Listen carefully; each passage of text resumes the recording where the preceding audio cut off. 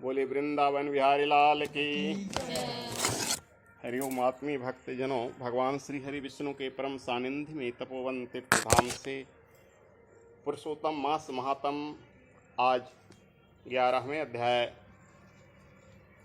शीर्षक है ऋषि पुत्री को शिव का वरदान सुनाने जा रहे हैं। कथा इस प्रकार से है। उस कल्याणी ने 5 मुख वाले सनातन शिव का चिंतन कर अति दारुण तप आरंभ किया।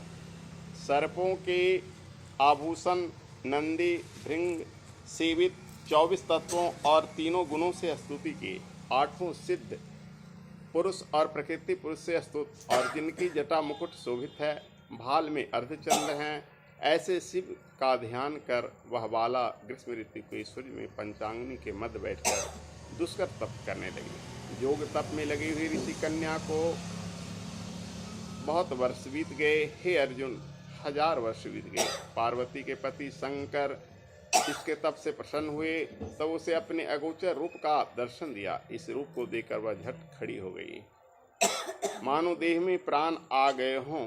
वह तप से दुबली बाला हिष्ट पुष्ट हुई, पृथ्वी की भांति धूप से दुखी, वर्षा से भारी। बाला नम्र होकर शंकर भगवान को नमस्कार करके मानसोपचार पूजा, मानसोपचार पूजा कहते हैं जो मन से पूजा किया जाता है, मन से ही सब कुछ अर्पित किया जाता है। जैसे आप आँख मूंद लीजिए, मन से ही अक्षत, चंदन, रोली, धूप, जहाँ कोई सामग्री नहीं हो वहाँ मन से ही कल्पना कीजिए कि हम भगवान में लगे हुए हैं। तो भक्ति युक्त मन से जगन्नाथ शिव की स्तुति करने लगे। हे पार्वती बल्लभ, हे प्रभो, हे भूतेश, हे गौरीश, हे शंभो, हे तप चंद्र सूर्य अग्नि दीप त्रिनेत्र वाले, हे मुंडक स्थित मालिन, आपको नमस्कार है। हे दक्ष जग को विध्वंस करने वाले, हे पापारी, आपको नमस्कार है। इस प्रकार मेधावी ऋषि की तपस्विनी पुत्री मन एवं वाणी से शिव स्तुति कर शांत हो गई। महाउग्र तप से युक्त उसकी तप स्तुति सुन प्रसन्न मुख से सदाशिव बोले, हे तपस्विनी, हे महाभागे, तेरा कल्याण हो, तू मन वांछित वर मांग। ऐसे वचन सुनकर वह ऋषि कन्या बोली, हे दया सिंधु, मुझे कुछ और नहीं चाहिए, मुझे पति दीजिए, मुझे पति दीजिए। इस प्रकार से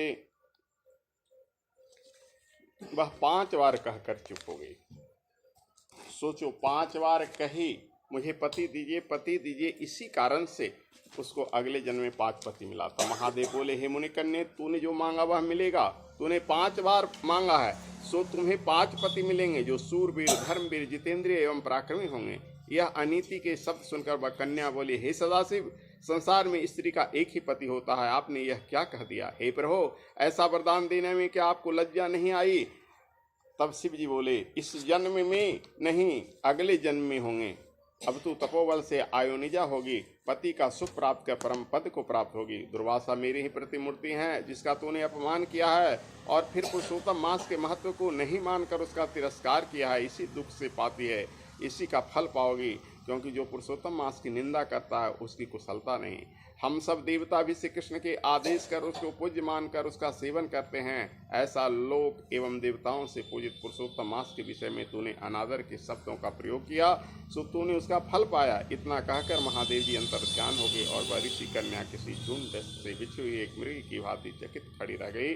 वह चिंतातुर होकर कुछ सोचती रही, फिर रोने लगी, क्योंकि उसने पुरुषोत्तम मास यानी जो अधिक मास है ना, इसकी निंदा की थी। इसीलिए उसको अगले जन्म में 5 पति मिला और 5 बार वरदान मांगी। इसलिए महादेव ने उसे कहा, वही अगले जन्म में द्रौपदी बनती है।